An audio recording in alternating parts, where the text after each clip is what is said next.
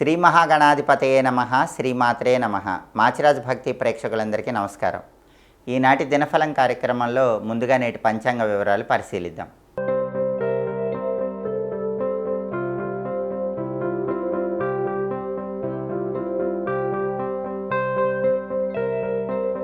September 9 సోమవారం దినఫలాన్ని పరిశీలిస్తే షష్ఠి తిథి రాత్రి 9:53 వరకు ఉంది. ఆ తర్వాత సప్తమి తిథి వచ్చింది. విశాఖ నక్షత్రం సాయంకాలం 6:03 వరకు ఉంది. ఆ తర్వాత అనురాధ నక్షత్రం వచ్చింది.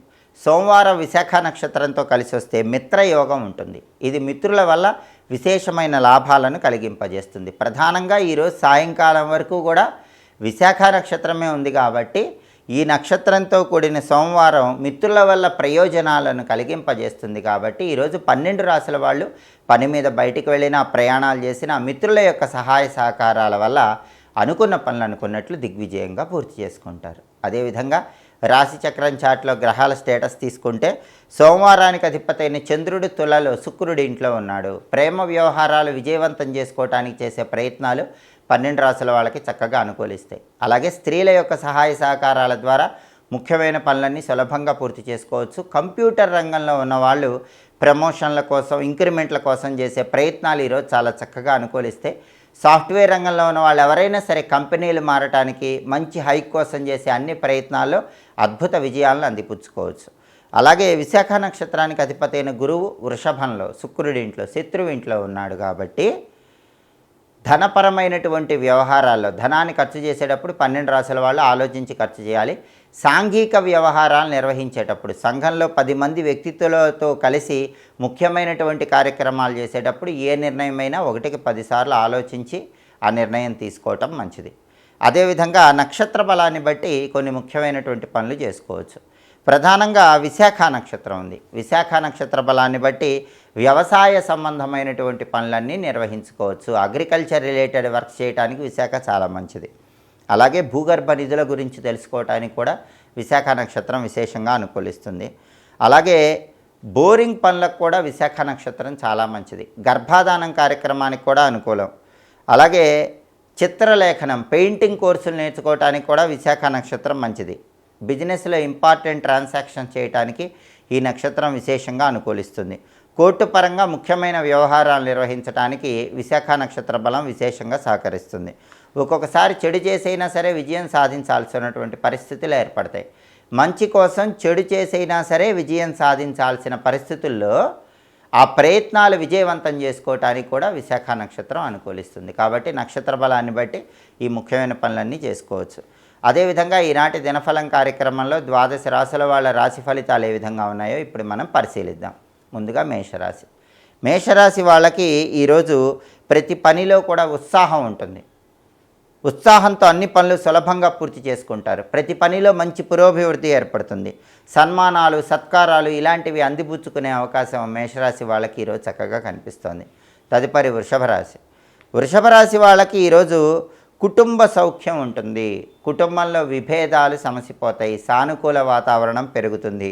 కుటుంబ సభ్యులందరూ ఒకే మాట మీద నిలబడటం వల్ల, అన్యోన్యత పెరగటం వల్ల అన్ని పనులు విజయవంతంగా పూర్తి చేసుకుంటారు. అలాగే విద్యాభివృద్ధి ఏర్పడుతుంది. అంటే పోటీ పరీక్షల్లో అత్యున్నత స్థాయిలో రాణించడానికి చేసే ప్రయత్నాలు చక్కగా అనుకూలిస్తాయి. ప్రతి పనిలో కూడా సౌఖ్యం ఏర్పడుతుంది. అనుకున్న పనులు అనుకున్నట్లు దిగ్విజయంగా పూర్తి చేసుకోగలుగుతారు. తదుపరి మిథున రాశి. మిథున రాశి వాళ్ళకి ఈరోజు గృహంలో శుభ కార్యక్రమాలు దిగ్విజయంగా నిర్వహించడానికి చేసే ప్రయత్నాలు చక్కగా అనుకూలిస్తాయి. శుభ కార్యక్రమ నిమిత్తమై ధనం కోసం ప్రయత్నిస్తే ఆ ధనం కూడా లభించే యోగం మిథున రాశి వాళ్ళకి ఈరోజు చాలా ఎక్కువగా కనిపిస్తోంది. తదుపరి కర్కాటక రాశి. కర్కాటక రాశి వాళ్ళకి ఈరోజు ప్రధానంగా విద్యారంగంలో ఉన్న వాళ్ళకి అద్భుతమైన ఫలితాలు కనిపిస్తున్నాయి. పోటీ పరీక్షల్లో మంచి ర్యాంకులు తెచ్చుకునేటటువంటి యోగం కనిపిస్తోంది.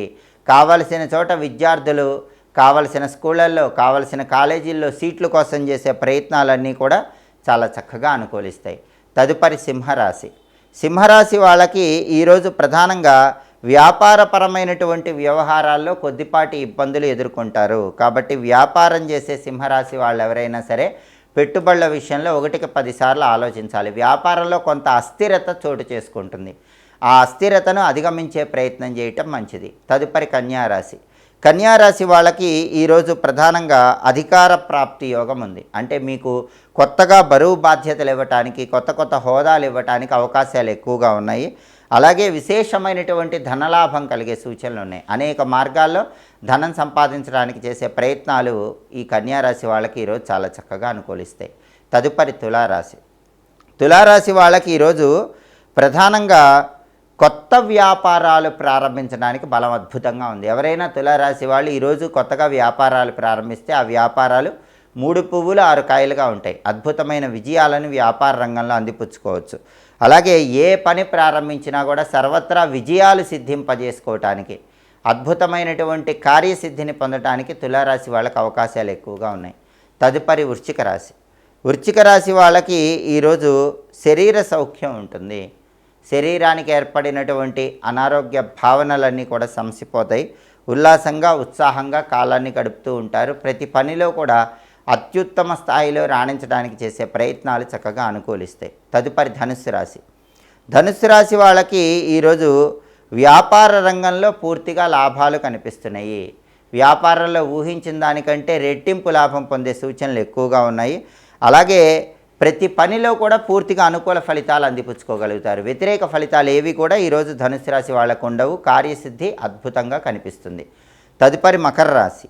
మకర రాశి వాళ్ళకి ఈరోజు శారీరకంగా కొద్దిగా అనారోగ్య భావనలు వెంటాడుతూ ఉంటాయి. అనేక రూపాల్లో కొద్దిగా ఇబ్బందులు ఎదుర్కొంటూ ఉంటారు. మనోధైర్యంతో, ఆత్మవిశ్వాసంతో ఇబ్బందులు అధిగమించే ప్రయత్నం చేయాలి. అలాగే అనారోగ్య భావనలు తొలగింపజేసుకొని వేళకు ఆహారాన్ని స్వీకరించడం, సరైన సమయానికి నిద్రించడం మకర రాశి వాళ్ళకి చాలా అవసరం. తదుపరి కుంభరాశి. కుంభరాశి వాళ్ళకి ఈరోజు ప్రధానంగా విద్యారంగంలో అద్భుతమైనటువంటి విజయాలు అందిపుచ్చుకోగలుగుతారు. పోటీ పరీక్షల్లో రాణించడానికి చేసే ప్రయత్నాలన్నీ కూడా చాలా చక్కగా అనుకూలిస్తాయి.